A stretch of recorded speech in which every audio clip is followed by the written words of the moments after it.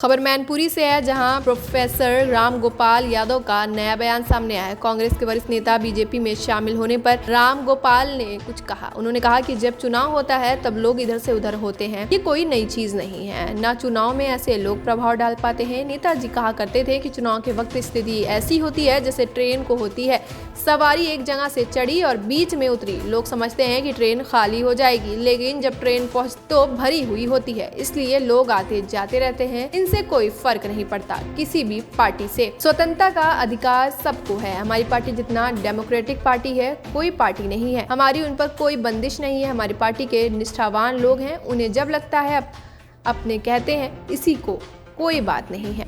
अभी मैं 16 लोकसभा की सीट क्लियर की है, जिसमें 90% पीडीए हैं। लोकसभा जो है राज्यसभा बहुत महत्वपूर्ण होती है। लोकसभा सरकार बनाने और बिगाड़ने का काम करती है। अभी हाल ही में कांग्रेस के कुछ वरिष्ठ नेता है वो कांग्रेस छोड़ के बीजेपी की तरफ जा रहे हैं। देखिए, जब चुनाव होता है तो हमेशा कुछ न कुछ लोग इधर से उधर होते हैं। कोई नई चीज़ नहीं, और न कोई इस तरह के लोग चुनाव के परिणामों पर गलत प्रभाव डाल पाते हैं। नेताजी कहा करते थे कि चुनाव के वक्त जो है स्थिति ऐसी होती है, रेल की जैसे होती है, सवारी एक जगह से चढ़ी, बीच में उतरी, लोग समझ रहे जो खाली हो जाएगी, जब पहुंचती है तब भरी हुई होती है।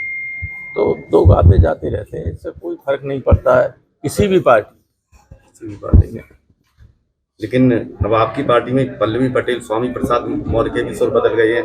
कोई सुर नहीं बदल गए। ये तो अच्छा, अभिव्यक्ति की स्वतंत्रता का अधिकार सबको है। हमारी पार्टी जितनी डेमोक्रेटिक पार्टी इस देश की कोई पार्टी नहीं। हमने अपने प्रतिनिधियों पर कभी कोई बंदिश नहीं लगाई। जो छोड़ के गए हैं पहले भी, वो अब कहते हैं कि आपके जैसी पार्टी कभी नहीं थी। हमारे एक मित्र हैं, एमपी थे, राज्यसभा के एमपी थे, वो कहते हैं कि आपके यहाँ कभी न नेताजी ने हमें रोका, न आपने रोका। आप नेता थे, नेताजी लोकसभा में नेता थे, मैं राज्यसभा में नेता था।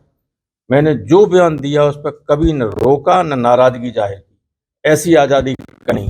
उन्होंने कहा वो बीएसपी में थे तो बंधुआ मजदूर थे, बीजेपी पहुंच गए और ज़्यादा बंधुआ मजदूर हो गए।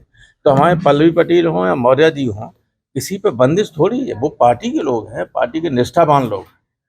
यहाँ जो उनको कहीं लगता है अपनी आवाज बताते कहते हैं, ऐसी कोई बात नहीं। वो अखिलेश जी के पीडीए फॉर्मूला को लेकर नाराज है कि जया बच्चन और ऐसा है कि पीडीए में फिट देखा नहीं। अभी मैंने 16 लोकसभा की सीट डिक्लेयर की है, उसमें 90% पीडीए है। तो अलग अलग करके थोड़ी दिख जाए।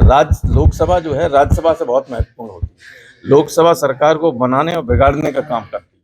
लोकसभा राज्यसभा का कोई अधिकार ऐसा नहीं होता है। असली सदन होता है लोकसभा, उसमें 16 सीटों में 13 पीडीए के लोग, और आगे देखिए और पीडीए, सब पीडीए ही होगा, 90% पीडीए होगा। तो ये कोई बातें करते हैं, कोई इसमें तथ्य नहीं। लोग छोड़िए, कह रहे हैं कुछ लोग स्वयं बनना चाहते हैं तो नहीं बन पाते, तो नाराजगी जाहिर करते हैं। जब पहले इंडिया गठबंधन में तमाम दल शामिल थे, लेकिन धीमे धीमे करके अब निकले तो कोई इंडिया गठबंधन से अलग नहीं होगा। जो निकले नहीं है वो रणनीति का हिस्सा है। हम जानते हैं कि पंजाब में या बंगाल में अगर ये साथ लड़ते तो कुछ इनके वोट जो हैं वो बीजेपी को चले जाते। अब आसानी से वो ममता जी और यहाँ आप पंजाब में जीत जाएगी, कोई समस्या नहीं। और चुनाव के बाद सभी कहेंगे। किसानों को लेकर क्या कहेंगे? लगातार किसान धरना दे रहे हैं। देखिए, किसान विरोधी सरकार तो है ही बीजेपी, मूल रूप से किसान विरोधी सरकार रही। इससे पहले सैकड़ों किसान मर गए, 1 साल बैठे रहे, वहां मरे और बात नहीं मानी उनकी। संसद में हम लोगों ने उठाई बात, वो नहीं मानी, और अंतोगत्ता प्रधानमंत्री को किसानों से माफी मांगनी पड़ी, विड्रॉ करने पड़े बिल। और वही स्थिति फिर होगी। अब किसानों को मिल नहीं रहा है कुछ भी, तो किसान तो आंदोलन करेंगे। कभी आपने सुना है कि सड़कों पर बम लगाए जाएं? कभी सुना है कि कीलें गाड़ी जाएं?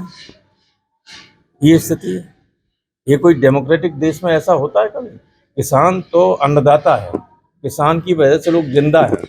कोई सोना चांदी या लोहे लंगड़ और सीमेंट से थोड़ी पेट भर सकता है।